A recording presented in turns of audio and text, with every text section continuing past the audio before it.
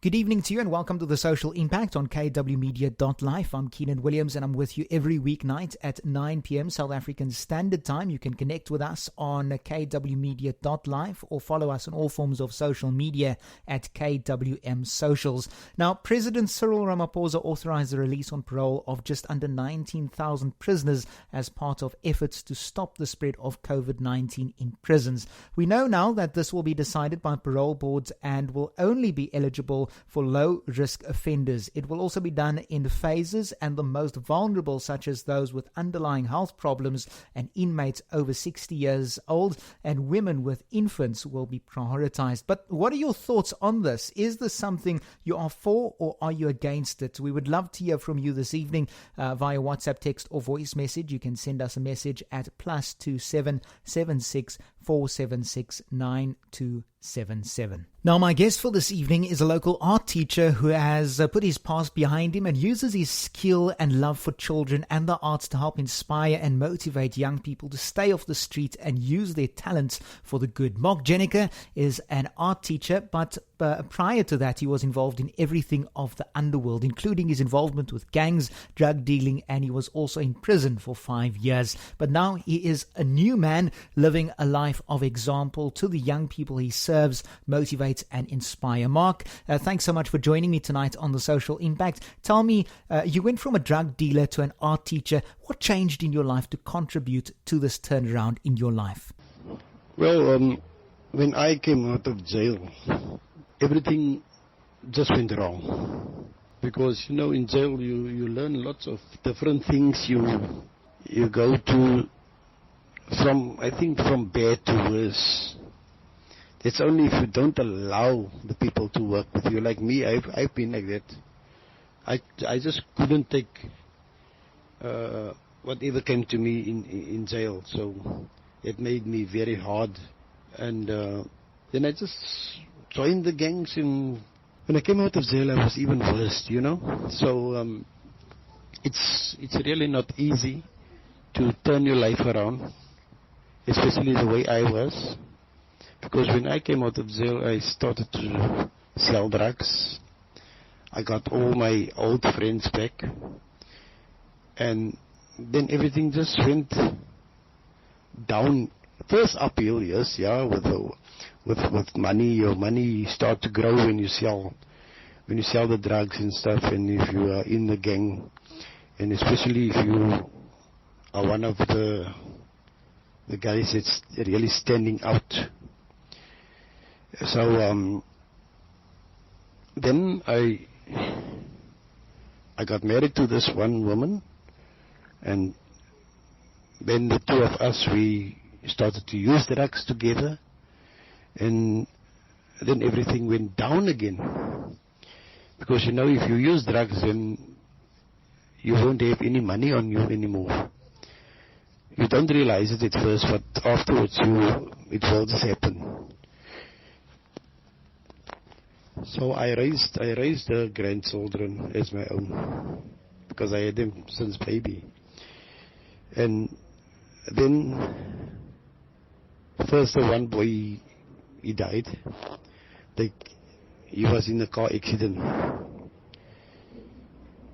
And then as time went by, in a year's time, the other one, he lost his wife, his life. So he was kidnapped and murdered, brutally murdered. I raised them as God-fearing children. They were actually youth leaders in church, although I didn't go to church. And that is where I started to make a change in my life. That is when my eyes went open, and I could see that if I'm not really gonna listen to how God is talking to me, because that is a very harsh way to talk, to take two of the kids. And then I just decided that I want to change my life. And I went to two rehabs, and both the rehabs, they couldn't work with me because I didn't allow them, and then I came out of there. And the first thing I did, because I wanted to change my life, I went to church. And every time I got a craving, I went to some of my church people, fellow brothers and sisters, or maybe a priest, and I spoke to them, and we will chat, lekker, nice. And then that craving went away. And that is how I really came about to change my life to where I am now. My transformation took place after my 2 kids that I raised, they died. So from that time until now, I've got only one way to go. That is to go to church and to go to work. Sure. Mark, this is such a powerful yet heart-wrenching testimony. Talk to me about how your upbringing influenced where you turned up as a teen and later into your adult life as well. Well, I grew up in Hanover Park, and all these years, people know that Hanover Park is a very dangerous area. Okay, that time there wasn't guns like it is today. It was still in the apartheid years and so on. So I grew up there, and I took the wrong choices. I chose to be with my friends, and then afterwards we became gangsters. And then we did all the wrong things in life that you can get, you know,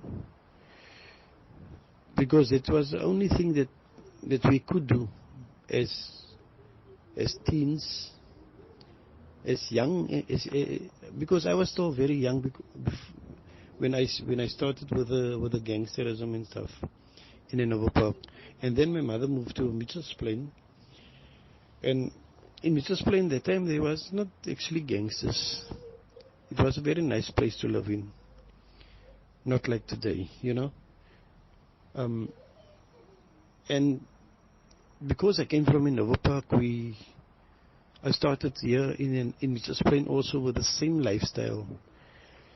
Until on a certain time in my life, I started to go to youth, and I actually wanted to change my life that time already. And then I went to youth and stuff, and then my 2 brothers that were in jail, they came out, and they was now my role models. And they showed me all the things in the negative part of the life. And I followed them. And then we started to be gangsters here in Mitchell's Plain also. And that is actually, it's actually very sad if I think about it. Because we did a lot of nonsense here in this place. Which today when I think about it, if I can turn back the time, I would surely do it. Just to live a normal life the way I am now. But if I could turn the time back, it would be so nice, you know. There's a lot of things that I lost in life. But it's life. And it's all about the wrong choices. It's so apt that you're speaking about turning back the hands of time, and that's what I spoke to someone about this past weekend, and this person said that we have all made mistakes, we have all failed, we have all let people and ourselves down, but we have made it, and we have made it stronger on the other side. And you too are now someone to look up to be able to have that change in the life of that gangster or that drug dealer or that ex-convict, because you too were in their shoes once upon a time. How does who you are now positively motivate youth at schools on the Cape Flats? Well, at a certain time in my life, when the transformation came, and then when I was busy in church and stuff, and then I started to art again. I went back to my old hobbies, and I came to the library in Spreaker Town Center, and then I started with the kids, because I could see there's a lot of kids that's just running around, and it's not all kids that want to read, so the kids started to enjoy themselves with me, with the artwork and so, until I went to one school here in Spreaker Town, And the principal gave me an opportunity, so it was nice to be at the school, so I could see I'm starting to grow, you know. And when I came to Tafelsig Yellowwood Primary, the first day when I got there at Yellowwood Primary, the children would tell me about gangsterism, drugs, shootings, killings, robbing, all these negative things. And as time went by, and because I went to that school every day, and then I would tell the children, okay, when you out, I don't want any negative outings like knives, guns, drugs, and gangsterism and all that. And I started to motivate them. When I go today to that school, the children talk about art, because 2 years ago I got a Golden Award winner there for Western Province, and last year I got another Golden Award winner for Western Province, and one at another school here in Westridge, which is Westville Primary. So it showed me that I am doing the right thing, you know. And today I am not at Yellowwood Primary anymore, but I didn't leave them alone. I got the artists to be there at that school. So I am now currently at Westville Primary and at Portland's Primary, and every Friday then I'm at Perseverance, which is also a school that's in Tafelsig that need all this help that they could get. And even at Portland's Primary, if somebody can just build a huge hall there at Portland's Primary, it would be so fantastic, because that is what the children need, and that is what I need to continue with what I am doing. Mark, very quickly, you were involved in all the ugly things in life. You then were transformed. Did you not receive some bad criticism at first when you began teaching and getting into the role of interacting with young people? You know, it is so amazing to see that I was now in the gangsterism and stuff, and I am now a child of the Lord. Usually people get very bad criticism, but I didn't get any of that, because I first started to go to church, to accept the Lord as my personal Savior, and after that, then I started with the kids. So there was I don't know what happened, but there was actually none of that criticism, because all the people, even the people that I hurt the most, they all love me, you know. So I can't say that the people look at me with a bad eye, because they started to see that I am really trying my best to uplift this community and their children. So everything went smooth for me up till today, because it is also how you do it. If you go to church, you come out of the gangsterism and you go to church, people is watching you. The first wrong move that they're going to do, they're going to start pointing. If you're going to do something wrong, they're going to point at you, and that is when you will drop again. But I received none of that. Lastly, Mark, what keeps you motivated? The main thing that keeps me motivated is to see all these children in Mitchell's Plain, how they run to me whenever I get to a school, or even in the library. The children just love me. They want to be involved with me. They are running to me. They are hugging me.